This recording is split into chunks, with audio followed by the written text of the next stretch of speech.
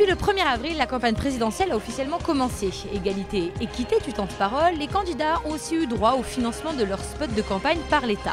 News of Marseille s'est donc empressé de les faire découvrir à ses lecteurs qui ne mâchent pas leurs mots pour exprimer leurs ressentis. Ça m'a paru un petit peu long quand même. C'est assez hétéroclite, c'est assez intéressant.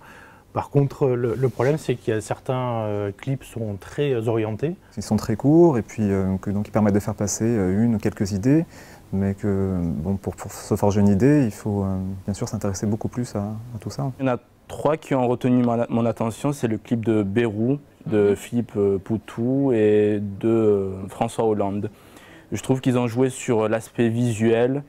Et ils nous ont mis en immersion avec leur présence au sein des partisans. François Hollande parce que je le trouve vachement tenace et pour moi, il réussit à convaincre quoi. Ça change du mou. Ouais, exactement. Il a donné l'image qu'il est en fait un petit peu, je pense, d'un président qui a une culture.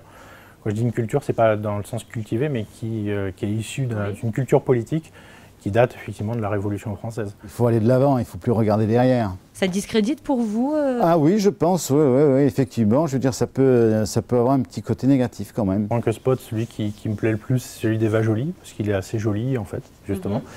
Un petit peu poétique. On dirait que c'était du slam en fait, quand il parlait Chère France.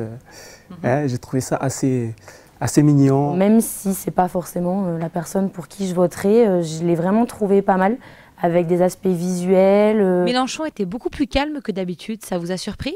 Non, je pense que c'est un jeu. Un jeu, ça fait partie de sa communication. Le spot, il s'adresse aux électeurs, il doit être un peu plus calme. Sinon, si on pense que c'est un excité aussi... Selon vous, qui a le plus le goût du pouvoir parmi ces candidats? Je dirais François Bayrou. Pourquoi? Parce qu'il essaie d'y aller et pour l'instant il n'y arrive pas? Ouais, exactement, parce que justement il garde la foi et il essaye de continuer à y aller. Le fait d'avoir visionné ces clips, est-ce que ça va influer sur votre vote ou pas du tout? Pas du tout. Moi, ce qui m'intéresse, c'est le pouvoir d'achat, c'est si je veux pouvoir payer mon loyer ou quoi que ce soit. Je trouve qu'en général, des gens peuvent se laisser influencer par un petit brin de personnalité qu'ont certains candidats. Le poids d'un clip de campagne comme celui-là reste de plus en plus, en tout cas marginal dans les décisions qu'on peut prendre. L'importance de la télévision par rapport à il y a 20 ans, 30 ans, 40 ans, enfin des endroits où sont diffusés ces clips, est devenue presque anecdotique, en tout cas pour une bonne partie de la population.